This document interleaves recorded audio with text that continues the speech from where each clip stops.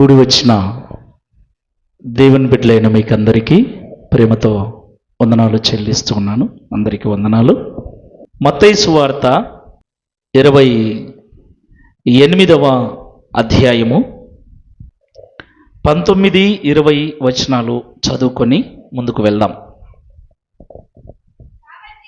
కాబట్టి మీరు వెళ్ళి సమస్త జనులను శిష్యులనుగా చేయుడి, తండ్రి యొక్కయు కుమారుని యొక్కయు పరిశుద్ధాత్మ యొక్కయు నామములోనికి వారికి బాప్తిసం ఇచ్చుచు, నేను మీకు ఏ ఏ సంగతులను ఆజ్ఞాపించితినో వాటినన్నిటినీ గైకొనవలెనని వారికి బోధించుడి.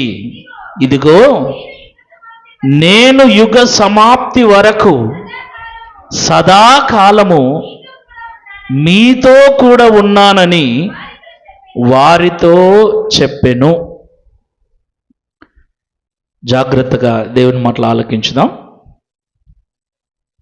యేసుక్రీస్తు ప్రభుల వారికి ఎంతమంది అండి శిష్యులు? ఏమండి, ఎంతమంది?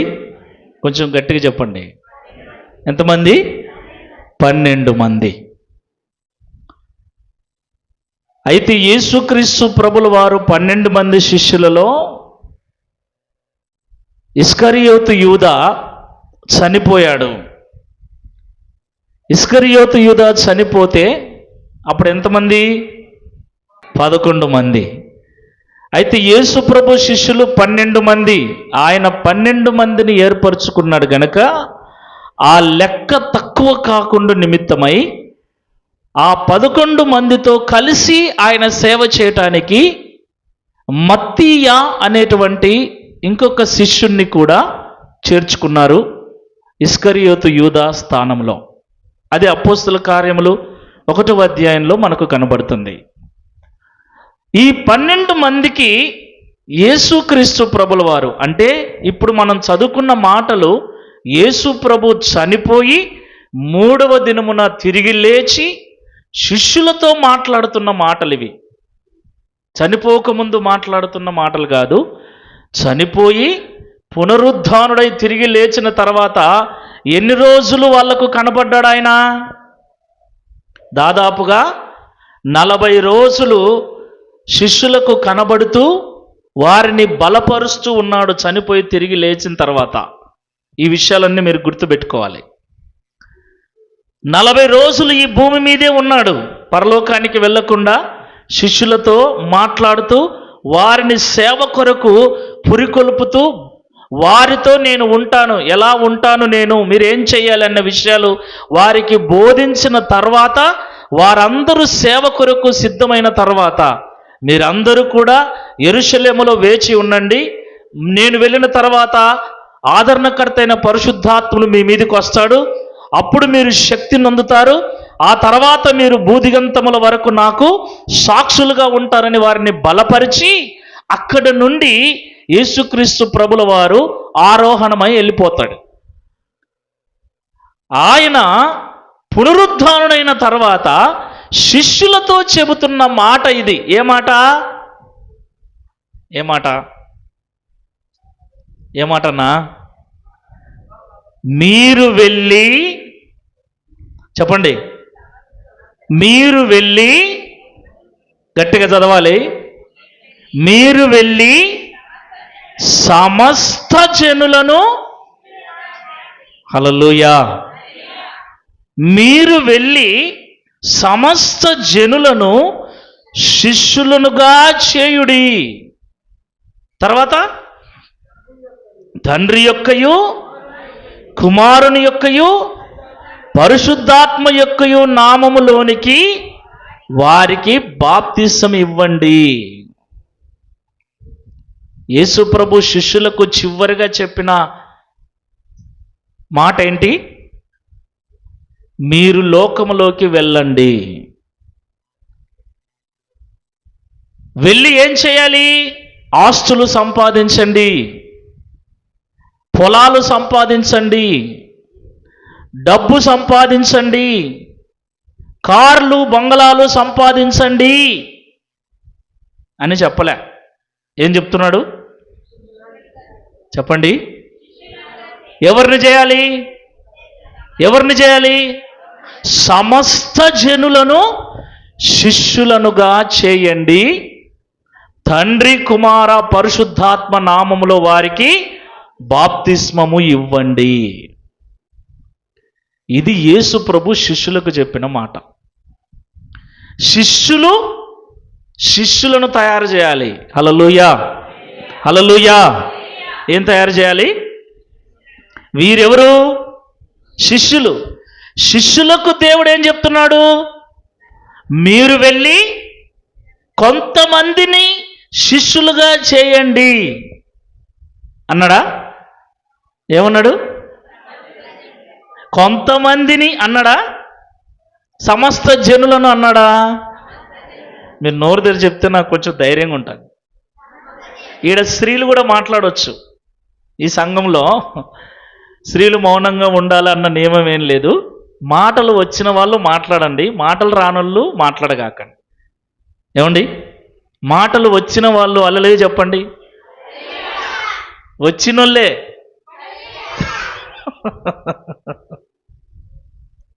సంతోషంగా ఉండండి దేవుని మందిరంలో. బాధలు ఉంటాయి, ఇబ్బందులు ఉంటాయి, అవన్నీ మనసులో పెట్టుకొని ఈడ దిగాలుగా కూర్చోాల్సిన అవసరం లేదు. దేవుని సన్నిధిలో మనం దేవుని మాటలు వినేటప్పుడు సంతోషంగా ఉంటే మన దుఃఖము, మన బాధ అవన్నీ దేవుడు తీసేస్తాడు.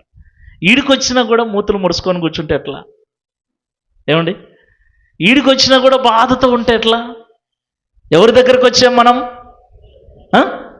ఇప్పుడు నాన్న దగ్గరికి వెళ్తే కూతురు ఎట్లుంటుంది? ఎట్లుంటుందమ్మా? ఏం లేదే. మీకు ఏం కావాలన్నా మీ తండ్రి తీరుస్తాడు. హల్లెలూయా, హల్లెలూయా. కాబట్టి సంతోషంగా దేవుని మాటలు ఆలకించండి. యేసుక్రీస్తు ప్రభుల వారు శిష్యులకు చెబుతున్న మాట, మీరు వెళ్ళి సమస్త జనులను శిష్యులుగా చేయండి, వారికి బాప్తిస్మము ఇవ్వండి. ఈనాడు బాప్తిసం అంటే చాలా మందికి భయం. బాప్తిసం తీసుకోవాలంటే చాలామందికి భయం. ఎందుకు? బాప్తిసం తీసుకుంటే కరెక్ట్గా ఉండాలి, బాప్తిసం తీసుకుంటే అబద్ధాలు ఆడకూడదు, బాప్తిసాలు తీసుకుంటే మోసాలు చేయకూడదు, బాప్తిసాలు తీసుకుంటే దొంగతనాలు చేయకూడదు, బాప్తిసాలు తీసుకుంటే పాపం చేయకూడదు. కానీ ఇప్పుడు పాపాలు చేసేదంతా, అబద్ధాలు ఆడేదంతా వీళ్ళే ఎక్కువ ఉన్నారు. ఎవరు? బాప్తిసం తీసుకున్న వాళ్ళే ఎక్కువ అబద్ధాలు ఆడుతున్నారు, బాప్తిసం తీసుకున్న వాళ్ళే ఎక్కువ మోసాలు చేస్తున్నారు, బాప్తిసం తీసుకున్న వాళ్ళే ఈజీగా పాపం చేసేస్తున్నారు. ఎందుకు బాప్తిసం తీసుకోవాలి అసలు? ఏమండి? యేసు ప్రభు ఏమో తండ్రి యొక్కయు కుమారుని యొక్కయు పరిశుద్ధాత్మ యొక్కయు నామములో బాప్తిసం ఇయ్యండి అని యేసు ప్రభు చెప్తున్నాడు. అసలు ఎందుకు బాప్తిసం తీసుకోవాలి? ఏమండి? బాప్తిసం ఎందుకు తీసుకోవాలి? పాపములు క్షమించబడాలి అంటే బాప్తిసం తీసుకోవాలి. అసలు బాప్తిసం అంటే ఏంటి? బాప్తిస్మము అనే మాటకు ముంచటము లేదా పాతి పెట్టటము అనే అర్థం. ఇప్పుడు చెప్పండి, బాప్తిసం అంటే ఏంటి? చెప్పాలి. ముంచటము లేదా పాతి పెట్టటము. బాప్తిసం ఇచ్చేటప్పుడు సేవకుడు మిమ్మల్ని ఏం చేస్తాడు? ఏం చేస్తాడు? ఏం చేస్తాడు? నీటిలో ముంచుతాడు. ఎందుకు నీటిలో ముంచాలి? ఏమండి? బాప్తిస్మానికి మరొక పేరు ఏంటంటే జ్ఞాన స్నానము. మరొక పేరేంటి? జ్ఞాన స్నానము. స్నానము ఎలా చేస్తాం? ఎక్కడ పోసుకుంటాం నీళ్ళు? నెత్తి మీద. ఎందుకు? నెత్తి మీద. అంటే స్నానము ఎలా అంటే పరిపూర్ణంగా,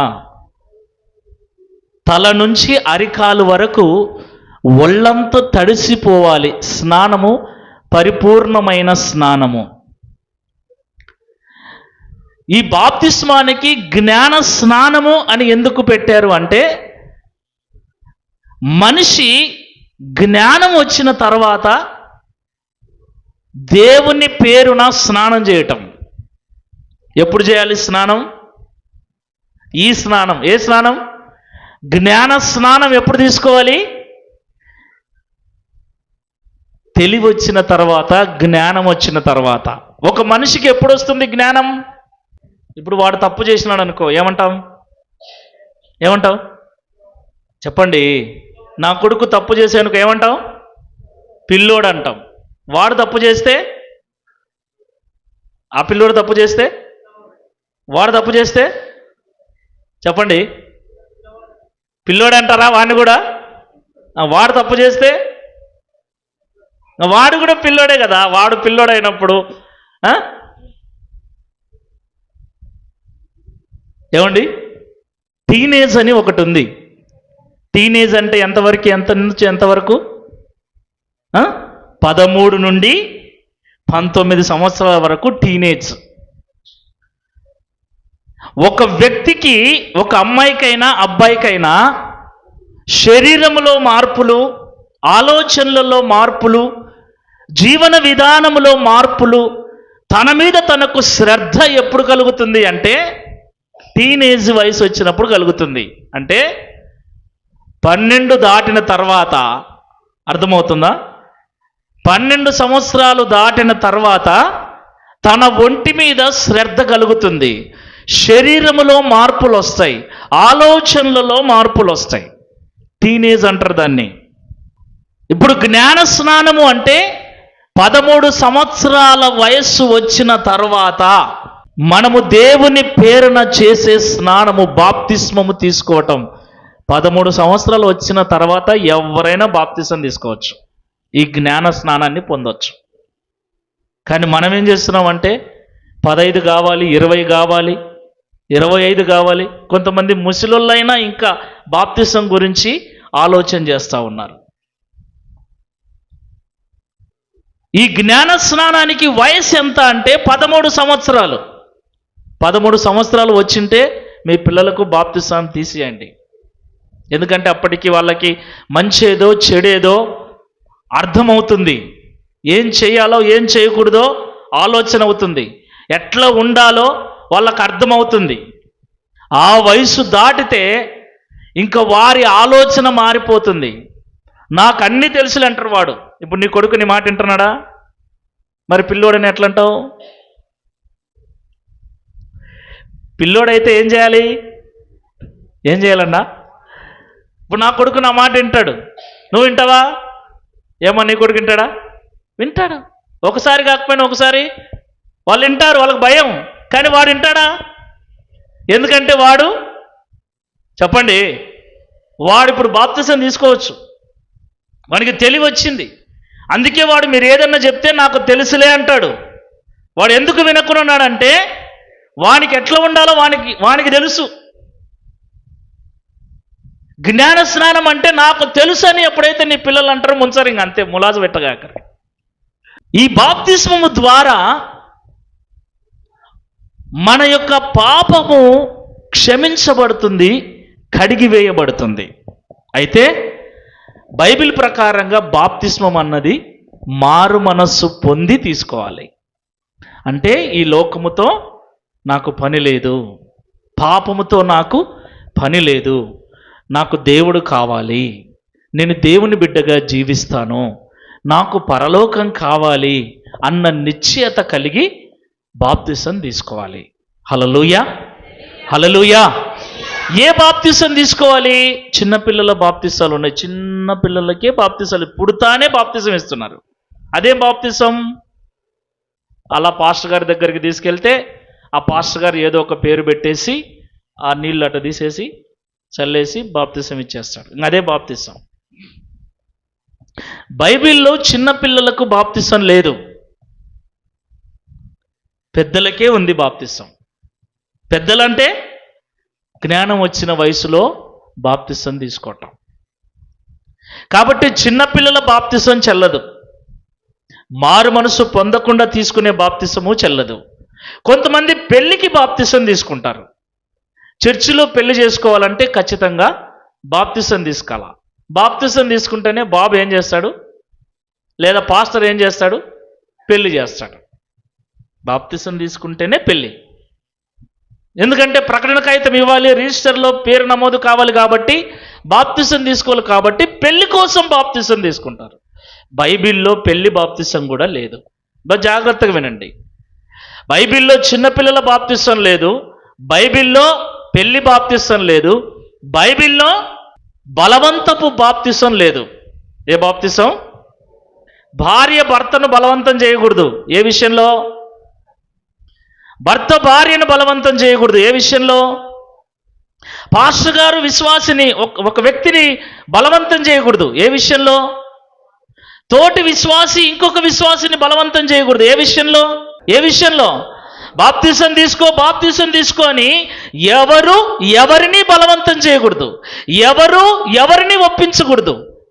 వారంతట వారుగా దేవుని వాక్యం వినే కొలది వారి హృదయంలో పరిశుద్ధాత్మను కలిగించే ఆ ప్రేరణను బట్టి, ఆ మంటను బట్టి వారంతట వారే బాప్తిసం తీసుకోవటానికి సిద్ధపడాలి. ఇది వ్యక్తిగతమైన రక్షణ జీవితం, ఇది వ్యక్తిగతమైన మారు మనస్సు, ఇది వ్యక్తిగతమైన అనుభవం. కాబట్టి బాప్తిసం తీసుకోమని ఎవరికి చెప్పగాకండి. ఎవరైనా మీ దగ్గరికి వచ్చి బాప్తిసం తీసుకుంటాము అంటేనే నాకు చెప్పండి ప్లీజ్, దయచేసి చెప్తున్నా. ఎందుకంటే బైబిల్లో బలవంతపు బాప్తిసాలు లేవు, పెళ్లి బాప్తిసాలు లేవు, చిన్నపిల్లల బాప్తిసాలు అంతకంటే లేవు. ఒకే ఒక్క బాప్తిసం ఉంది బైబిల్లో. ఆ మాట చదివిస్తా నేను, చూడండి, చదువుదాం. ఎఫెసీ పత్రిక 4వ అధ్యాయం 4 నుండి 6 వచనాలు. శరీరం ఒక్కటే, ఆత్మయు ఒక్కడే, ఆ ప్రకారమే మీ పిలుపు విషయమై ఒక్కటే నిరీక్షణ ఉండుటకు పిలువబడితిరి.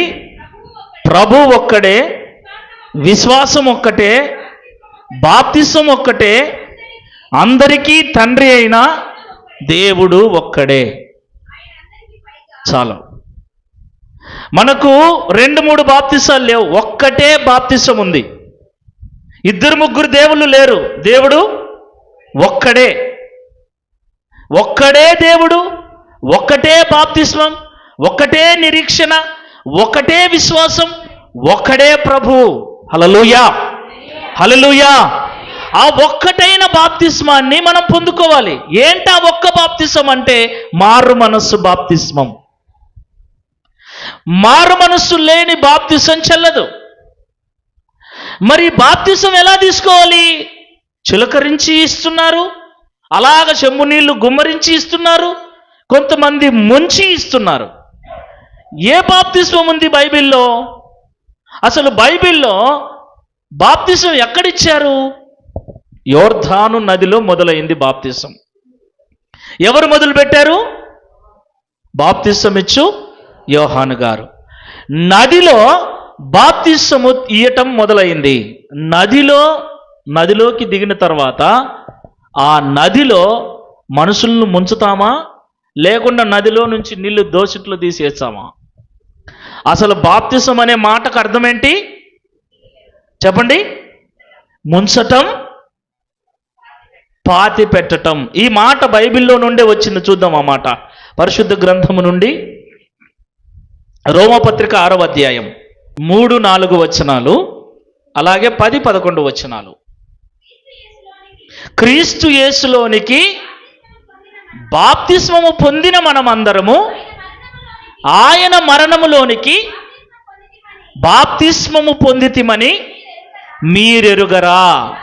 కాబట్టి తండ్రి మహిమ వలన 10-11 తల్లి. ఏలయనగా ఆయన చనిపోవుట చూడగా పాపము విషయమై ఒక్కమారే చనిపోయెను, ఆయన జీవించుట చూడగా దేవుని విషయమై జీవించుచున్నాడు. ఏమండి, క్రీస్తు యేసులోనికి బాప్తిస్మము పొందిన మనమందరము ఆయన మరణములోనికి బాప్తిస్మము పొందాం. మరణించిన వాడు ఏం చేయబడతాడు? మరణించటం అంటే చనిపోవడం. చనిపోయిన వాడిని ఏం చేస్తాం? అమ్మా ఏం చేస్తాం? అందరు చెప్పండి, ఏం చేస్తాం? పాతి పెడతాం. యేసుక్రీస్తు ప్రభుల వారు చనిపోయారు, ఆయనను పాతి పెట్టారు. ఎక్కడ? అప్పుడు ఉన్నటువంటి ఆ సమాధిలో. ఇప్పుడు బాప్తిసం పొందినవాడు క్రీస్తు మరణములోనికి, యేసు ప్రభు ఎలాగైతే మరణించాడో ఆ యేసు మరణములోనికి బాప్తిసం పొందితిమి. మరణములోనికి బాప్తిసం పొందాం. అంటే యేసు ప్రభు ఎలాగైతే చనిపోయి పాతి పెట్టబడ్డాడో మనము కూడా 10-11 వచనాలు. ఏలయనగా ఆయన చనిపోవుట చూడగా పాపం విషయమై ఒక్క మారే చనిపోయెను. ఏ విషయంలో చనిపోవాలి మనం? ఏం పాతి పెట్టాలి? ఏం ఉంచాలి? మన పాత జీవితాన్ని, పాపపు జీవితాన్ని సమాధిలో పాతి పెట్టబడి, మన పాత జీవితాన్ని, మన పాపాలను పాతి పెట్టాలి. పాపపు జీవితం విషయంలో మనం చనిపోవాలి. యేసు ప్రభు పాపం విషయమై చనిపోయినట్లుగా, చనిపోయి పాతి పెట్టబడినట్లుగా మనము కూడా బాప్తిస్మము ద్వారా మన పాపపు జీవితాన్ని, పాత జీవితాన్ని పాతి పెట్టి తిరిగి నూతన వ్యక్తిగా, అక్కడ రాయబడిన మాట, ఆయన జీవించుట చూడగా దేవుని విషయమై జీవించుచున్నాడు. హల్లెలూయా, హల్లెలూయా, హల్లెలూయా. బాప్తిసం అంటే పాపం విషయంలో చనిపోవాలి, దేవుని విషయంలో జీవించాలి. అది బాప్తిసం అంటే. కానీ బాప్తిసం తీసుకున్న తర్వాత మన జీవితాలు ఎట్లున్నాయంటే అసలు దేవుణ్ణి పట్టించుకోవటమే లేదు, దేవుని కార్యాలు పట్టించుకోవటమే లేదు, మందిరాన్ని పట్టించుకోవటమే లేదు. ప్రార్థనకు రావాలన్నా, ఆరాధనకు రావాలన్నా ఎన్ని కారణాలు, ఎన్ని అడ్డంకులు. నేను చెప్తున్నా, అలాంటప్పుడు బాప్తిసం ఎందుకు తీసుకున్నావు? బాప్తిసం తీసుకొని వాడు ఏం చేసినా, ఏమండి, దేవుని యొద్దకు రానోడు బాప్తిసం తీసుకున్న వాడు ఎలా బతికినా వానికి ఒక లెక్క ఉంది. కానీ బాప్తిసం తీసుకున్న తర్వాత ఇలాగే బ్రతకాలన్న ఒక శాసనం ఉంది. ప్రైజ్ ది లార్డ్, హల్లెలూయా. ఏంటా శాసనము అంటే బాప్తిసం తీసుకున్న తర్వాత శిష్యునిగా బ్రతకాలి. ఎలా బ్రతకాలి? యేసుప్రభు ఏం చెప్పాడు వాళ్ళకి? మీరు వెళ్ళి సమస్త జనులను శిష్యులనుగా చేయండి. ఇప్పుడు మీరందరూ విశ్వాసులా, శిష్యులా? యేసు ప్రభు దేవుడు మాకు శిష్యులుగా మమ్మల్ని చేసుకున్న తర్వాత మాకు చెబుతున్న మాట ఏంటంటే, నేను మిమ్మల్ని అందరినీ బాప్తిస్మము ద్వారా శిష్యులుగా చేయాలి. శిష్యుడంటే ఎవరు? శిష్యునికి ఒక ప్రత్యేకమైన జీవితం ఉంటుంది. శిష్యుని యొక్క మాట్లాడే విధానం, శిష్యుని యొక్క జీవన విధానం, శిష్యుని యొక్క వస్త్రధారణ, శిష్యుని యొక్క పద్ధతులు దేవునికి అనుసంధానించబడినవై ఉంటాయి. ఒక్క మాటలో చెప్పాలంటే దేవుడు చెప్పంది శిష్యుడు ఏ పని చేయడు. గురువు చెప్పండి,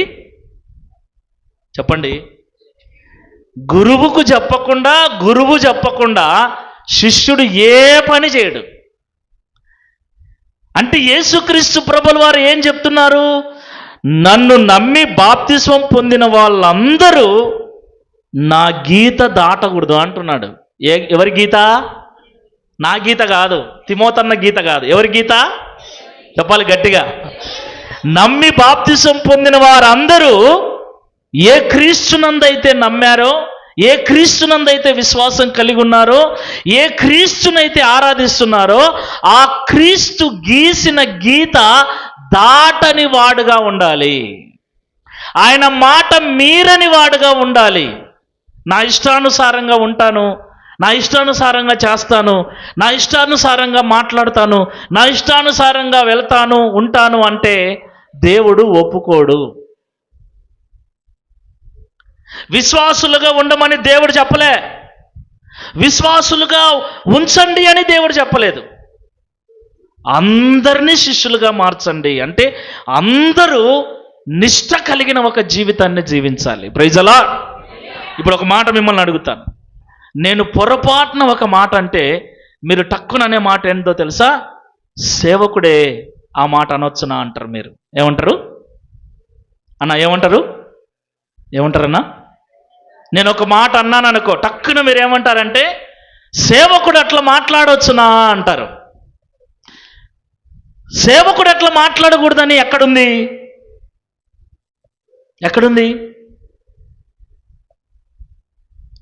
మీరు అన్న మాట నేను అడుగుతున్నా. సేవకుడు అట్లా మాట్లాడవచ్చునని మీరు అన్నారు, అదే మాట మీరు మాట్లాడారు అనుకోండి, అప్పుడు మీరు అట్లా మాట్లాడవచ్చునా అని నేను అనొచ్చునా? మేమంటే విశ్వాసులం, నువ్వంటే చెప్పండి. ఎవరు గీసుకున్నారు ఈ గీతలు? దేవుడు గీలే. దేవుడు ఏమంటున్నాడంటే మీరందరూ శిష్యులుగా ఉండాలి. హల్లెలూయా. మీరందరూ ఖచ్చితమైన జీవితాన్ని, నిష్ట కలిగిన జీవితాన్ని జీవించాలి. ఎందుకంటే బైబిల్లో మీకు నాకు ఒకటే వాక్యం. నాకు సపరేట్ బైబిలు, మీకు సపరేట్ బైబిల్ లేదు. నాకు సపరేట్ వచనాలు, మీకు సపరేట్ వచనాలు లేవు. నాకు ఏ ఆజ్ఞ ఇవ్వబడిందో అదే ఆజ్ఞ మీకు ఇవ్వబడింది. మీకు ఏ ఆజ్ఞ ఇవ్వబడిందో అదే ఆజ్ఞ నాకు ఇవ్వబడింది. అప్పుడు నేను మాట్లాడితే తప్పు, మీరు మాట్లాడితే ఒప్పు ఎలా అవుతుంది? నేను చేస్తే తప్పు, మీరు చేస్తే ఒప్పు ఎలా అవుతుంది?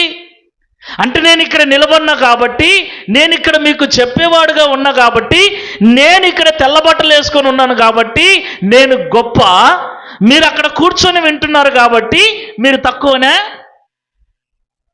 ఇప్పుడు నేను కూడా ఆడికొచ్చి చెప్తాను రేపు వారం నుంచి. మన గీతలు మనం గీసుకోకూడదు. మనకందరికీ బైబిల్ గీత ఉంది. ఆమేన్. మీకు నాకు ఇదే గీత. ఇందులో ఉన్న వచనాలు, ప్రవచన వచనాలైనా, వాగ్దానాలైనా, విధులైనా, కట్టడలైనా, ఆజ్ఞలైనా మనందరికీ సమానంగా వర్తిస్తాయి. ఎవరైతే క్రీస్తు నామములో బాప్తిసం ఇస్తున్నాడో, ఎవరైతే క్రీస్తు నామములో బాప్తిసం తీసుకుంటున్నాడో వాళ్ళకందరికీ బైబిల్ ఒక్కటే, విశ్వాసం ఒక్కటే, నిరీక్షణ ఒక్కటే, ప్రభు ఒక్కడే, బాప్తిసం ఒక్కటే, తండ్రి అయిన దేవుడు ఒక్కడే. అప్పుడు నాకొక రూలు, మీకొక రూలు ఉండకూడదు. నేను చేసిన తప్పే, మీరు చేసిన తప్పే. నన్ను తప్పు అని మీరు సమర్థించుకోవడానికి వీలు లేదు. నా గురించి మీరు ఏమేమో మాట్లాడి, మీ గురించి నేను ఏదన్నా చెప్తే నన్ను మీరు తప్పు పట్టాల్సిన అవసరం లేదు. మనకు దేవుని వాక్యం ఒక్కటే చెప్తుంది, మీరందరూ శిష్యులుగా జీవించాలి. శిష్యుని జీవితము ప్రత్యేకమైంది. ఎక్కడ పడితే అక్కడ కనపడడు శిష్యుడు. ఏ పని పడితే ఆ పని చేయడు శిష్యుడు. ఎవరితో పడితే వాళ్ళతో కూర్చోడు. దుష్టుల ఆలోచన చొప్పున నడవక, పాపుల మార్గము నిలవక, అపహాసకులు కూర్చుండే చోట కూర్చుండక, దివారాత్రములు యెహోవా ధర్మశాస్త్రమునందు ఆనందించుచు దానిని ధ్యానిస్తూ ఉంటాడు. హల్లెలూయా. దివారాత్రములు సమయం దొరికినప్పుడంతా బైబిల్ చదువుతూ ఉంటాడు, వాక్యం వింటూ ఉంటాడు. ఎవరు? శిష్యుడు. శిష్యుడు కాని వాడే ఏం చేస్తాడు? అన్నీ చేస్తాడు. మేము విశ్వాసులము అని మీరు అనుకుంటారు. అసలు విశ్వాసులు అని మీరు ఎందుకు అనుకుంటారు నాకు అర్థం కాలేదు. విశ్వాసులం, నేను కూడా విశ్వాసినే. అర్థమైందా? నేను ఎవరి విశ్వాసిని, మీరు ఎవరి విశ్వాసులు? మనందరం విశ్వాసులమే. దీంట్లో మళ్ళా సేవకుడు వేరు, విశ్వాసులు వేరు లేదు. మీరు విశ్వాసులే, నేను విశ్వాసులే, మనందరము క్రీస్తు విశ్వాసులం. అయితే క్రీస్తు విశ్వాసులమైన మనము క్రీస్తుకు శిష్యుల్లాగా బ్రతకాలని ప్రభు కోరుతున్నాడు. బాప్తిసం పొందిన వారందరూ శిష్యుని క్రమంలోకి రావాలి, శిష్యుని అనుభవంలోకి రావాలి. శిష్యుడు క్రీస్తు కొరకు నిందలు పడతాడు, శిష్యుడు క్రీస్తు కొరకు అవమానాలు భరిస్తాడు, శిష్యుడు క్రీస్తు కొరకు సమర్పణ కలిగి, క్రీస్తు కొరకు వైరాగ్యము కలిగి, క్రీస్తు కొరకు త్యాగము కలిగిన వాడు. అవసరమైతే ఇండ్లు, పొలాలు, ప్రాణాన్ని కూడా క్రీస్తు కొరకు అప్పగించేటువంటి మనస్సు కలిగిన వాడు. శిష్యుడు బాధ్యత కలిగిన వాడు. Praise the Lord. ఏం కలిగిన వాడు? శిష్యుడు ఏం చేస్తాడంటే బాధ్యతగా ఉంటాడు. అలా వచ్చి అలా పోడు. ఏముంది, ఏం లేదు, ఏం కావాలి, ఏం కథ అని కనుక్కుంటారు. మందిరములో ఒక వస్తువు చెడిపోయింది అంటే, సంఘములో ఒక వస్తువు చెడిపోయింది అంటే, సంఘములో ఒక వస్తువు పాడైపోయింది అంటే, దానిని ఒక బాధ్యతగా తీసుకునేవాడే శిష్యుడు. అర్థమైందా? బాధ్యతగా తీసుకొని ఆ పనిని వచ్చే వారానికి ఇది అవసరం, వచ్చే వారానికి ఇది చెయ్యాలి. మీరు శిష్యులుగా ఉంటే బాధ్యతగా ఉంటారండి. మీరు శిష్యులుగా ఎంత అవుతుంది? దేవుని పనికే కదా పెట్టేది. నాకు కానుక ఇయ్యమంటే ఇయ్యరు, దేవునికి పెట్టమంటే కూడా ఊరికి రావడం పోవడం, ఇట్లా రావడం అట్లా పోవడం. ఒక బాధ్యత లేనటువంటి మనుషుల్లాగా బ్రతుకుతూ ఉన్నాం. శిష్యుడు ఎప్పుడు కూడా బాధ్యత లేకుండా బ్రతకడు. శిష్యుడు అంటేనే బాధ్యత కలిగినోడు. ఆమేన్. ప్రభు అంటున్నాడు, మీరందరినీ బాధ్యత కలిగిన వాళ్ళుగా చేయండి, బాధ్యత లేని సోమరులుగా చేయగాకండి. సంఘం విషయంలో బాధ్యత, మందిరం విషయంలో బాధ్యత, పరిచర్య విషయంలో బాధ్యత, ఒక బాధ్యత సహితమైన శిష్యులుగా మనం ఉండాలి. అలాంటి వారిగా తయారు చేయమని దేవుడు చెప్తున్నాడు. పాట పాడటం కూడా బాధ్యతే, ఆరాధన చేయటం కూడా బాధ్యతే, పరిచర్య చేయటం కూడా బాధ్యతే. ప్రతిదీ శిష్యులు చేసే పని. కానీ శిష్యరికం చేయటానికి కూడా ఎలా ఉంది అంటే అలా ఉంది. తిన్న ప్లేట్లు కడగనికి కూడా కొంతమందికి నామోసి, కడిగేతోళ్ళు ఉన్నారులే అని. ఏమండి, కడిగెత్తళ్ళు ఉన్నారు కదా వాళ్ళు కడుగుతారులేని తిన్న ప్లేట్లు కడగటానికి కూడా, చర్చీలో నడుము వంచటానికి కూడా పని చేయనటువంటి, నడుములు లేనటువంటి వాళ్ళు ఉన్నారు సంఘంలో. నడుము వంగదు, అలా రావడం ఇలా పోవడం. ఏం కాస్త నడుము వంచి పరిచయం చేస్తే తప్పే ఉంది? ఎప్పుడు చేసిన వాళ్ళే చేయాలనా? నువ్వు కాస్త నడుము వంచితే ఏం తప్పే ఉంది? నువ్వు ఒకరోజు అట్లా కడిగితే తప్పే ఉంది? అది నీ బాధ్యత కాదా సంఘంలో? అందుకే భోజనాలే తీసేసాం. ఎవరిది ఎవరు గడకాల్సిన పని లేదు. ఇంకా ఇంట్లోకి పోయి తిని మీ ఇంట్లో అయితే కడుక్కుంటారు కదా. మే గిన్నె తీసి కడుగుపో, మా అమ్మ ఉందిలే కడుగుతాదని పెట్టింది అనుకో కూతురు, ఏముంటుంది తల్లి? ఏముంటుంది తల్లి? మర్యాదగా నా గిన్నె కూడా కడగంటది. ఈడ మాత్రం నడుమంచం, చేతులంచం. బాధ్యత లేని మీరు విశ్వాసులాగా అసలు ఉండగాకుండా శిష్యులుగా మారండి. బాధ్యత చిన్నదైనా పెద్దదైనా ఒక బాధ్యత కలిగినటువంటి విశ్వాసులాగా, పరిచారకుల్లాగా మీరు ఎదగాలి. నేను చెప్తుంటాను కొంతమందికి, మొన్న సహోదరునికి చెప్పాను, శ్రీకాంత్కి, బ్రదర్ వచ్చిపోయే వాళ్ళు చాలామంది ఉన్నారు బ్రదర్, వచ్చిపోయే వాళ్ళు చాలామంది వచ్చారు పోయారు. వచ్చిపోయే వాళ్ళు అవసరం లేదు బ్రదర్, నిలబడి బాధ్యతగా సంఘాన్ని చేత పట్టుకొని చేసేవాళ్ళు కావాలి నాకు అని చెప్పాను. ఎందుకంటే నేను ఈరోజు ఉంటాను, రేపు పోతాను. నేనున్నా లేకపోయినా క్రీస్తు రాకడ వరకు ఈ మందిరాన్ని, ఈ సంఘాన్ని, సంఘములో ఉండి బాధ్యతగా ఇది నా బాధ్యతని పట్టుకొని వచ్చేవాళ్ళు కావాలి. మీరు ఉన్నవాళ్ళు బాధ్యతగా నిలబడితే మీరు ఆలోచించండి ఒకసారి. మాకేం సంబంధం లేదమ్మా, వచ్చినాము, వాక్యం విన్నాము, పోతున్నాము, అలాగే ఎప్పుడు ఉండకూడదు. రేపు దేవుని ఎదుట మనం నిలబడాలి, బాధ్యతగా ఉండాలి.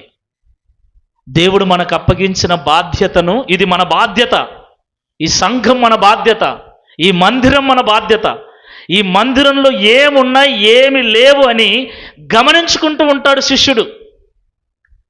ఏం కావాలి అని గమనించుకుంటూ ఉంటాడు, ప్రతిదీ గమనించుకుంటూ ఉంటాడు. బైబిల్లో ఎలీషా అనే ఒక దైవజనుడు ఉన్నాడు. ఎవరున్నారు? ఎలీషా పని ఏంటో తెలుసా? ఎలీషా ఎంత ధనవంతుడో తెలుసా? రాజుల మొదటి గ్రంథం 19వ అధ్యాయం 19వ వచనం.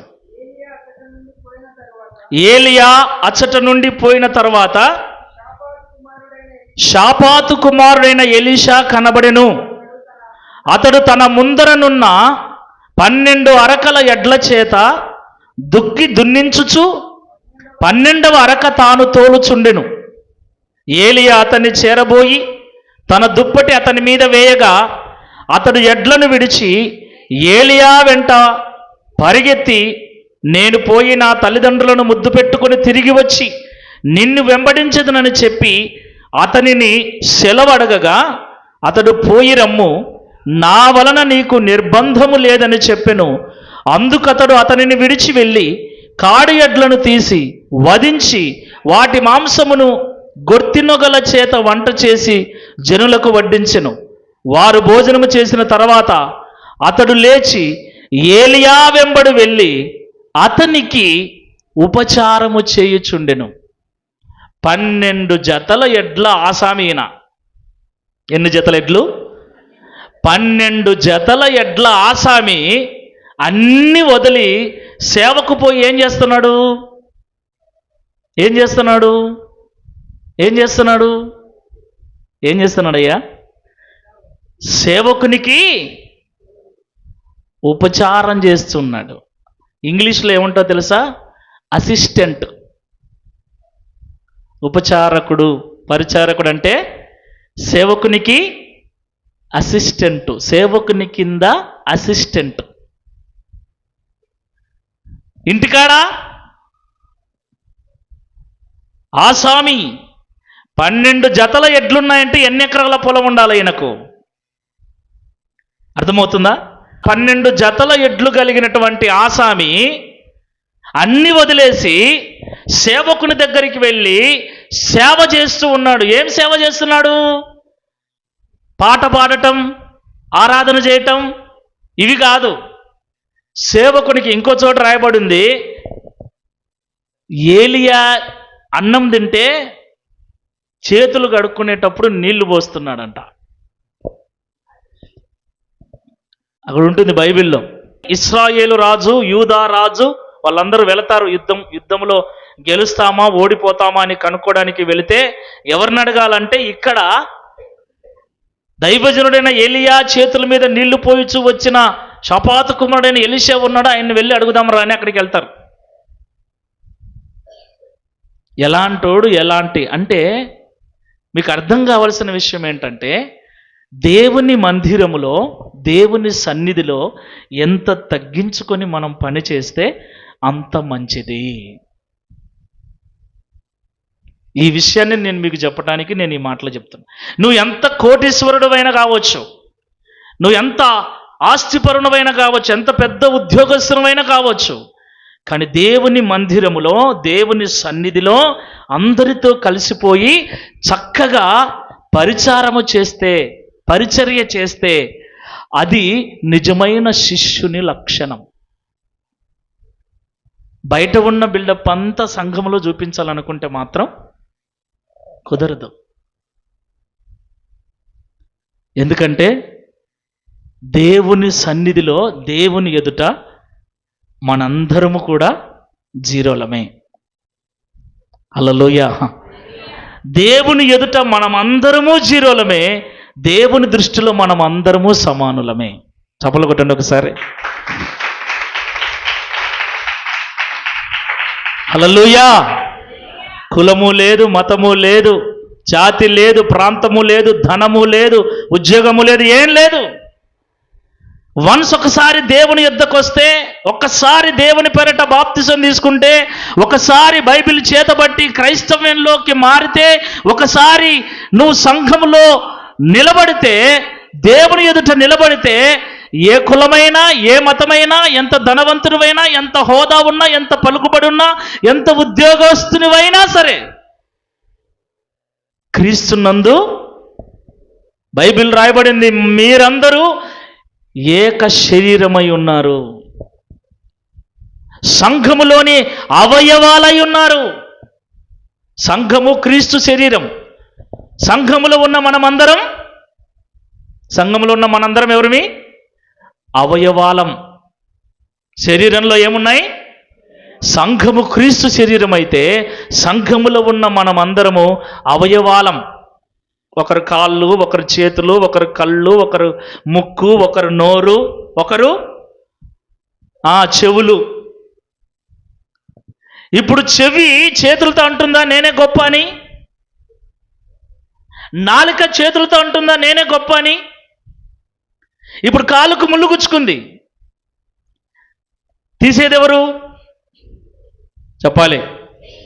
ఏం కాలు తీసుకోలేదా? నీకు ముళ్ళు గుచ్చుకుంటే నేను తీసేదాకా నీకు దిక్కు లేదు, కాబట్టి నీకంటే నేనే గొప్ప అని చేతులు ఎప్పుడన్నా అన్నాయా? ఎవరితో? సంఘములో ఉన్న మనము కూడా ఒకరికి ఒకరు, మనమందరము శరీరములు అవయవాలమై, ఈ అవయవాలన్నీ ఒకదానికి ఒకటి ఎలాగైతే సహాయం చేసుకుంటూ ఉంటాయో, కళ్ళు ఏడుస్తూ ఉంటే ఆ కన్నీళ్ళు చేతులు తుడుస్తాయి పోయి. అవునా కాదండి? నేను గొప్ప అని చేతులు ఎప్పుడు కళ్ళతో చెప్పవు. నేను చూస్తుంటే మీరు నడుస్తున్నారు, నేను గినక కళ్ళు మూసుకుంటే కింద పడతారని కాళ్ళతో కళ్ళు ఎప్పుడు కూడా చెప్పాయా? ఏమన్నా కొట్లాడుకుంటున్నాయండి మీ కాళ్ళు, మీ చేతులు, మీ చెవులు, మీ ముక్కు, మీ నోరు? ఏమన్నా చెప్పండి. కొట్లాడుతూ ఉంటే కొట్లాడవు కదా. మరి సంఘములో ఎందుకు గొడవలు? సంఘములు ఎందుకు మనస్పర్ధలు? సంఘములు ఎందుకు భేదాలు? సంఘములు ఎందుకు విమతములు? సంఘములు ఎందుకు మత్తతలు? సంఘములు ఎందుకు మత్సరములు? ఎందుకు తేడాలు? క్రీస్తునందు స్త్రీలైనను, పురుషులైనను, గ్రీకులైనను, యూదులైనను అందరూ సమానమని దేవుని వాక్యం చెప్తుంది. మీరందరూ కూడా శిష్యులుగా మార్చబడాలని దేవుని వాక్యం చెప్తుంది.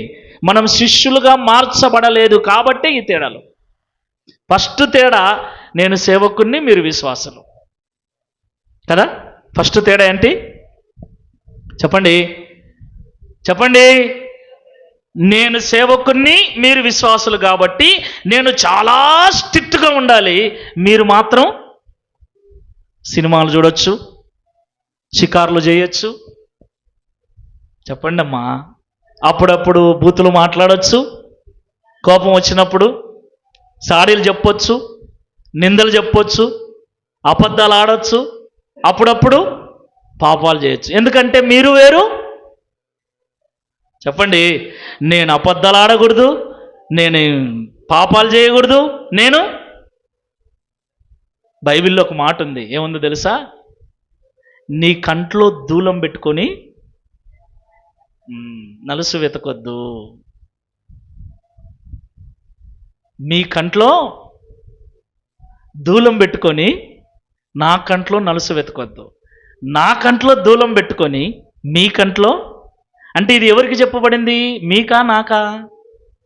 అయ్యా, ఈ వచనం ఎవరి కోసం? మీకా నాకా? గట్టిగా. అందరికీ అన్నప్పుడు అందరం ఒకటే కదా. అందరం ఒకటే అన్నప్పుడు అందరం ఒకే విధంగా ఉండాలి కదా. అందుకే ప్రభు అంటున్నాడు, సేవకుడని, విశ్వాసి అని తేడాలు లేకుండా మీరు వెళ్ళి అందరికీ సువార్త ప్రకటించి, తండ్రి, కుమార, పరిశుద్ధాత్మ నామములో బాప్తిసం ఇచ్చి అందరినీ, సమస్త జనులను శిష్యులుగా చేయండి. మీరు శిష్యులే. చెప్పండి. నేను శిష్యుని, అందుకే నా పక్కన మిమ్మల్ని కుర్చీలో కూర్చోబెట్టుకుంటా నేను, లేదా నా ఎదురుగ్గా మిమ్మల్ని కుర్చీలో కూర్చోబెట్టుకుంటా. లేదు మీరు వేరు నేను వేరు అంటే మిమ్మల్ని కింద కూర్చోబెట్టి నేను కుర్చీలో కూర్చుంటా. ఏది మేలు? మీరు కింద కూర్చొని నేను పైన కూర్చునేది మేలా? మీరు నేను కుర్చీలో కూర్చునేది మేలా? చెప్పండి. ఏం చెప్తున్నారు ఇటుటంటే? ప్రభు అన్న మాట, నిన్ను వలె నీ పొరుగువానిని ప్రేమించు. నిన్ను వలె నీ పొరుగువానిని ప్రేమించు అన్నప్పుడు నా పొరుగున ఉన్నది ఎవరు? నా పొరుగున ఎవరున్నారు? మీ పొరుగున ఎవరున్నారు? మీరు నన్ను నేను ఎలా ప్రేమించుకుంటానో మిమ్మల్ని నేను అలా ప్రేమించాలి. నేను ప్రేమించే విషయంలో తేడా చూపిస్తే, యేసుప్రభు అంటున్నాడు అందరూ శిష్యులే. అప్పుడు అందరూ పాడండి, అందరూ ఆరాధించండి, అందరూ ప్రవచించండి, ప్రకటించండి, అందరూ పరిచర్య చేయండి, అందరూ శిష్యత్వము చేయండి.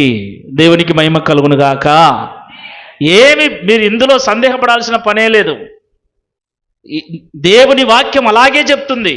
అలా కాదు సేవకుడు వేరు విశ్వాసి వేరని ఎవడన్నా చెప్తే మూతి పనులు రాలగొట్టరు మనవి. ఏడుందిరా బైబిల్లో సేవకుడు వేరు విశ్వాసులు వేరని? యేసుప్రభు అందరినీ శిష్యులుగా తయారు చేయమంటే మీరు విశ్వాసులు నేను సేవకున్నని మీరు నువ్వు తేడా చూపిస్తూ ఉన్నావు. నీకేమో మంచి మంచి భోజనాలు, మాకేమో పప్పుచారు అన్నమా. నీకేమో సన్న బియ్యం అన్నావు, మాకేమో స్టోర్ బియ్యం అన్నమా. ఎవడు మాట్లాడు? సేవకులే, వాళ్ళు సేవకులు కాబట్టి సన్న బియ్యం, విశ్వాసులు కాబట్టి సేవకులే. సేవకులు పైన కూర్చాలా మనం? మీరు ఎందుకంటారు ఆ మాట తెలుసా? ఎప్పుడన్నా ఏమైనా చేయొచ్చు, అబద్ధాలు ఆడొచ్చు, పడిపోవచ్చు. ఎందుకంటే మిమ్మల్ని మీరే తేడాగా అనుకుంటున్నారు కదా. కానీ బైబిల్ అలా చెప్పట్లేదు. అందరినీ ఏకము చేస్తుంది బైబిల్. మీరందరూ సమానులే. ఎప్పుడైతే బాప్తిసం తీసుకున్నారో క్రీస్తు యేసు మరణములోనికి బాప్తిసం తీసుకున్నాం. ఆయన పాపం విషయమై ఎలాగైతే చనిపోయాడో అలాగ మనం పాపం విషయమై చనిపోయి పరిశుద్ధత విషయమై క్రీస్తు విషయమై తిరిగి జీవించాలి, తిరిగి లేపబడాలి. ఈ బాప్తిస్మం అనేది చాలా ప్రాముఖ్యమైనది విశ్వాస జీవితంలో. ఒక బస్సు ఎక్కితే ఏముండాలి? నేను చెప్పాను చాలాసార్లు, ఏముండాలి? టికెట్ ఉండాలి. అందుకే మేము ఆటో ఎక్కుతామంటారా? మేము బస్సు ఎక్కమన్నా ఆటో ఎక్కుతాం, లారీలు ఎక్కుతాం. ఆటోలు లారీలు ప్రమాదకరం. ఖచ్చితంగా బస్సు ఎక్కితే మంచిది. బస్సు ఎక్కాలంటే ఎక్కిన వెంటనే చెప్పండి గట్టిగా, టికెట్ తీసుకోవాలి. టికెట్ లేని ప్రయాణం, ప్రతి బస్సులో రాసింటారు, టికెట్ లేని ప్రయాణం నేరం, అందుకు జరిమానా 500 జరిమానా, అప్పుడప్పుడు జైలు శిక్ష కూడా పడుతుంది. కాబట్టి ఖచ్చితంగా టికెట్ తీసుకోండి. కండక్టర్ చెప్తాడు, టికెట్ తీసుకున్నారా అందరూ? మనం కూడా దేవుని నమ్మి మందిరంలోకి వచ్చిన తర్వాత టికెట్ తీసుకోవాలా. ఎక్కడికి? పరలోకానికి. పరలోకానికి టికెట్టే బాప్తిస్మం. ఈ బాప్తిస్మం విషయంలో మీరు ఏమి దిగులు పడాల్సిన పని లేదు. నేను మళ్ళీ చెప్తున్నా, ఏమి సందేహపడాల్సిన పని లేదు. ఈ బాప్తిస్మం తీసుకోవాలని చెప్పింది ఎవరు? ఇప్పుడు బాప్తిస్మం అంత ముఖ్యము కాదు అనుకుంటే యేసుప్రభు ఎందుకు తీసుకున్నాడు బాప్తిస్మం? తీసుకున్నాడా ఇంత యేసుప్రభు? మనము నిత్యము ఆరాధించే యేసుప్రభే బాప్తిస్మం తీసుకున్నాడు. బాప్తిస్మం తీసుకోవడానికి వస్తుంటే యోహాను అంటున్నాడు, ఏంటి ప్రభువా, నేను నీ ద్వారా బాప్తిస్మం పొందవలసిన వాడనై ఉండగా నువ్వు నా యొద్దకు వస్తున్నావంటే ఇప్పటికిది కానిమ్ము. యేసుప్రభే బాప్తిస్మం తీసుకున్నాడంటే బాప్తిస్మం ఎంత ముఖ్యమైనదో మనం ఆలోచించాలి. చాలా ప్రాముఖ్యమైనది. కాబట్టి బాప్తిస్మం తీసుకోకుండా పరలోకం వెళ్ళటం సాధ్యం కాదు. అలాగని బాప్తిస్మం తీసుకుంటే వెళ్తారా? టికెట్ తీసుకున్నంత మాత్రాన మనం వెళ్తామని గ్యారెంటీ లేదు. ఏం చేయాలి? టికెట్ దిగేదాకా. ఎక్కడ దాకా? దిగేదాకా టికెట్ జాగ్రత్తగా భద్రపరచుకోవాలి. డ్రైవర్ చూసినాడు, కండక్టర్ చూసినాడు, కండక్టరే కదా ఇచ్చింది టికెట్ అని టికెట్ పాడేసుకున్నాం అనుకో, మధ్యలో ఎవరు వస్తారు? చెక్కింగ్ ఆఫీసర్లు వస్తారు. ఎందుకు వస్తారు? టికెట్ తీసుకున్నావా లేదా అని చెక్ చేయడానికి వస్తాను. నేను తీసుకున్నా, కావాలంటే కండక్టర్ని అడుగు, కావాలంటే నా పక్కన వాళ్ళని అడుగు, టికెట్ చూపి అంటాడు. ఏమా ములాదు పెట్టాడు, పక్కన వాళ్ళతో అవసరంలే, కండక్టర్తో అవసరంలే, ఎవరితో అవసరంలే, టికెట్ చూపి మా మర్యాదగా అంటాడు. టికెట్ లేదు సార్ పోయింది అంటే మర్యాదగా దిగు, లేదా మళ్ళా తీసుకో. టికెట్ పోగొట్టుకుంటే దింపుతారు, లేదా మళ్ళా తీసుకుంటారు. కాబట్టి బాప్తిస్మ విషయంలో అనుమానాలే కలగకండి. మారు మనసు పొందండి, బాప్తిస్మం తీసుకోండి. బాప్తిస్మం తీసుకున్న తర్వాత శిష్యునిగా బ్రతకటానికి సిద్ధపడండి. విశ్వాసిగా ఉండొద్దు, ఏదో ఇట్ట వచ్చినాం అట్ట పోయినాం. ఒక ఆరాధన ఉండదు వాళ్ళ ముఖంలో, ఒక పాట పాడేది ఉండదు వాళ్ళ ముఖంలో, ఒక పరిచర్య చేసేది ఉండదు వాళ్ళ ముఖంలో, ఏముండదు. రంబరాల మాదిరి ఉంటారు. రంబరాయి తెలుసా? గేట్ రాయి తెలుసా? మోటార్ రాయి తెలుసా? అంతే, అది ఏం కదలదు, అట్టనే ఉంటుంది. ఇంకంతే, వీళ్ళ వల్ల ఏమి ప్రయోజనం ఉండదు. ఒక 10 రూపాయల కానుక, ఒక 20 రూపాయల కానుక, పోని నా మీద దయ తెలిసి ఒక 50 రూపాయల కానుక వేస్తారు. దానివల్ల నాకు ప్రయోజనం, కానీ దేవునికి ఏం ప్రయోజనం? నువ్వు నోరు తెరిచి ఆరాధిస్తే, నువ్వు నోరు తెరిచి పాడితే, నువ్వు నోరు తెరిచి దేవుని స్తుతిస్తే దేవుడు సంతోషిస్తాడు. నేను ఇంటికాడ పాడుకుంటా, పని చేసుకునేటప్పుడు పాడుకుంటా, వంట చేసేటప్పుడు పాడుకుంటా, కసులు కొట్టేటప్పుడు పాడుకుంటా, మందిరంలో పాడుకుంటేనేమి అంటే మనకు మనమే ఊహించేసుకుంటాం, మనకు మనమే సమర్థించేసుకుంటాం. ఏమండి, బైబిల్లో రాయబడిన మాట దావీదు అంటాడు, రాజుల ఎదుట ప్రధానుల ఎదుట యెహోవా చేసిన కార్యములను నేను ప్రచురము చేసేదను. హల్లెలూయా, హల్లెలూయా. నీకు నువ్వు పాడుకుంటే ప్రయోజనం ఏముంది? నీ కార్యములు 10 మందిలో నువ్వు పాడినప్పుడు దేవుడు నీ జీవితంలో చేసిన మేలులు 10 మందికి తెలిసి మహిమపరచబడతాడు దేవుడు. నీ జీవితంలో చేసిన మేలులను గురించి 10 మందిలో నువ్వు ఆరాధించినప్పుడు దేవుడు మహిమపరచబడతాడు. నీకు చేసిన మేలును బట్టి నీ చుట్టూ విన్న 10 మంది కూడా దేవునికి స్తోత్రం అంటారు. హల్లెలూయా, అదే సాక్ష్యం. కాబట్టి శిష్యుడైతే అలాగా మౌనంగా ఉండడు. శిష్యుడు పరిగెత్తుతాడు, ప్రయాసపడతాడు, ఏదైనా చేయాలా దేవుని కొరకు, ఒక పాటైనా పాడాలా దేవుని కొరకు, పరిచర్య అయినా చేయాలా దేవుని కొరకు. ఆ తపన వేరు. బాధ్యత కలిగిన ఒక మనిషిలాగా మనం నిలబడతాం. నేను అలాంటి వాళ్ళని కోరుకుంటున్నా. వచ్చిపోయే వాళ్ళతో ప్రయోజనం లేదు. శిష్యులుగా ఉండండి, బాధ్యతలుగా ఉండండి. ఏదైనా ఒక బాధ్యత తీసుకోండి సంఘంలో, ఆ బాధ్యతను నమ్మకంగా చేయండి. మనం ఒక ఫోటో తీసిన, ఇప్పుడు అందరూ సెల్లుతో ఫోటో తీస్తారు తెలుసా? వాడు కూడా తీస్తాడు ఫోటో. ఫోటో తీయటం గొప్ప సంగతి కాదు, ఎలా తీయాలనేది తెలుసుకోవాలా. ఈ సైడ్ ఎట్లుంది, ఆ సైడ్ ఎట్లుంది, పైన తలపైన ఎంత ప్లేస్ ఉంది, కింద ఎంత ఉంది, కాళ్ళు చేతులు కనబడుతున్నాయా, ఒకవేళ షర్టు ఏమన్నా సర్దుకోవాలన్నా, ఏమన్నా నవ్వు ఇవ్వాలన్నా, స్మైల్ ఇవ్వాలన్నా, కెమెరామెన్కు కొన్ని క్వాలిటీస్ ఉన్నాయి. ఊరికనే కెమెరామెన్ కాలేరు. ఊరికే స్విచ్ ఒత్తి వీడియో ఎవరైనా తీస్తారు. వీడియో తీసేది గొప్ప సంగతి కాదు, ఫోటో తీసేది గొప్ప సంగతి కాదు, పరిచర్య చేసేది గొప్ప సంగతి కాదు, ఎలా చేస్తున్నామన్నదే గొప్ప సంగతి. బాగా చేస్తున్నామా లేదా చేస్తున్నామా, అది ప్రాముఖ్యమైన విషయం.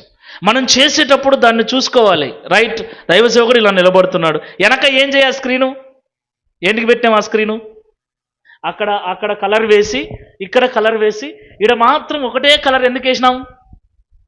ఇవన్నీ అబ్జర్వ్ చేసుకోవాలి. వంట చేసేది గొప్ప సంగతి కాదు. గొప్ప సంగతి అండి, ఎట్లా చేస్తున్నాం బాగుంది అనిపించుకోవాలా. Praise the lord. ఏమండి, మీకు చెప్తున్నా, ఏమనిపించుకోవాలా? మీరు అడగకూడదు బాగుందే అని, వాళ్ళే చెప్పాలి. ఏమని? సూపర్ అనాలా, మా సూపర్ అనాలా. ఏమోయ్ భలే ఉంది ఈరోజు, అలా మీరు చేయాలి. ఏది చేసేసిన ఆడ పెట్టిన చూడు అంటే కాదు. ఎవరేం చేస్తారు, మేము కూడా చేసుకుంటాం. మేము చేయడానికి మీరు చేయడానికి తేడా ఉండాలనా లేదా? ఏదైనా ఒక పని చేస్తే దాంట్లో ఆర్ట్ అంటారు, దాన్ని ఏమంటారు? ఆర్ట్, కళ. వంట చేయడం కూడా ఒక కళ, పాట పాడటం కూడా ఒక కళ. తాళము లేదు, తలుగు లేదు, మా ఇది ఒక వల్ల పోతుంటే మీరు ఒక వల్లకు పాడతారు. ఆరాధన ప్రతిదీ ఎలా చేస్తున్నాం అనేది చూసుకోవాలి. దేవుడు కూడా బైబిల్లో అంటాడు, ప్రతి ఒక్కడు తన పరిచర్యను చూసుకోవాలి, తన పనిని చూసుకోవాలా. నేను సేవ చేస్తున్నా, ఆదివారం పోతున్నా, వాక్యం చెప్తున్నా, వస్తున్నా కాదు, ఎలా చేస్తున్నా, నేను చెప్పే వాక్యం ఎంతవరకు వాళ్ళ లోపలికి వెళ్తుంది ఏంటి నేను గమనించుకోవాలా. నా పని నేను చూసుకోవాలా, మీ పని మీరు చూసుకోవాలా. శిష్యుడైతే చూసుకుంటాడు. ప్రభు అంటున్నాడు, శిష్యునిగా ఉండు. అర్థమైందా? శిష్యునికి ఏముంటాయి? బాధ్యతలు ఉంటాయి. ప్రైజ్ ది లార్డ్, హల్లెలూయా. దేవుడు ఏమంటున్నాడంటే శిష్యులనుగా చెయ్యి అంటున్నాడు, శిష్యులుగా ఉండండి అంటున్నాడు. అంటే బాధ్యతలు కలిగి ఉండండి. బాధ్యత లేని వారుగా ఉన్నంత వరకు, ఇంట్లో పిల్లలు బాధ్యత లేకుండా ఉంటే ఏమంటాం? ఇప్పుడు నేర్చుకోకపోతే ఇంకెప్పుడు నేర్చుకుంటావు, ఇంత పిల్లోని కాడ నుంచి ఇంత పిల్లల కాడ నుంచి అంటాం. బాధ్యత లేకుండా ఉంటే స్కూల్ పుస్తకాలు ఎక్కడ పడితే అక్కడ వేసినా కానీ మనకు ఒప్పదు. చెప్పులు ఎక్కడ పడితే అక్కడ వదిలినా ఒప్పదు. తిన్న ప్లేటు సరిగ్గా కడగకపోయినా ఒప్పం. తినేటప్పుడు గిన్నె చుట్టూ ఏమైనా రోతగా ఉంటే ఒప్పం. బాధ్యత ఉండాలి. ఎలా తింటున్నాము, ఎలా కడుగుతున్నాము, ఎక్కడ పెడుతున్నాము, చెప్పులు ఉండాల్సిన చోట చెప్పులు ఉండాలా, బ్యాగ్స్ పెట్టాల్సిన చోట బ్యాగ్స్ పెట్టాలా. బాధ్యత అనేది చాలా ప్రాముఖ్యమైంది. బాధ్యత లేనోళ్ళు ఇంకా వాళ్ళకేం చెప్పలేం, టైమింగ్ ఉండదు. బాధ్యత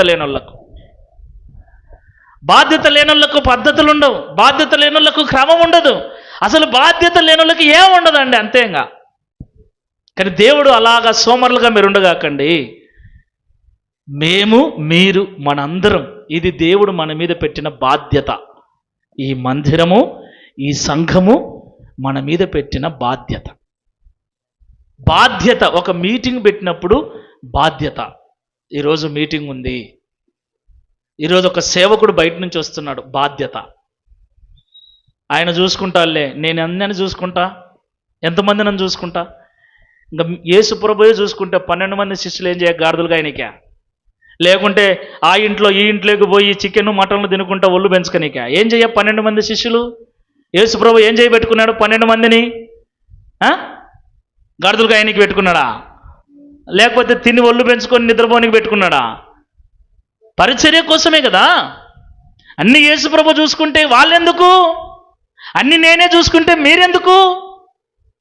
దేవుడు మిమ్మల్ని ఇచ్చింది నాతో కలిసి పరిచర్యలో కొనసాగటానికి.